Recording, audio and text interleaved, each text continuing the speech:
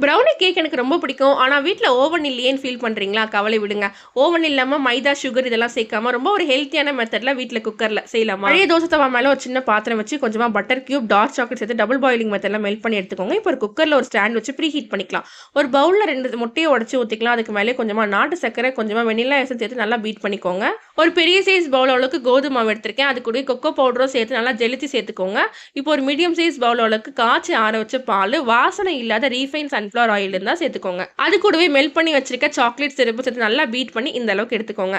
இப்போ உங்களுக்கு பிடிச்ச மாதிரி கொஞ்சம் நடுவுல கிரன்ச்சினஸ் இருக்கிறதுக்காக கொஞ்சமா சாக்லேட் கியூப்ஸ் ஆட் பண்ணிக்கிறேன். இப்போ ஒரு பேக்கிங் டின்ல பட்டர் ஷீட் சேர்த்து நல்லா கிரீஸ் பண்ணிக்கோங்க. அதுக்கு மேல நம்ம ரெடி பண்ணி வச்சிருக்க சாக்லேட் பேட்டர் சேர்த்து நல்லா சமன் பண்ணிக்கோங்க. உங்களுக்கு பிடிச்ச டாப்பிங்ஸ் நீங்க மேல சேர்த்துக்கலாம்.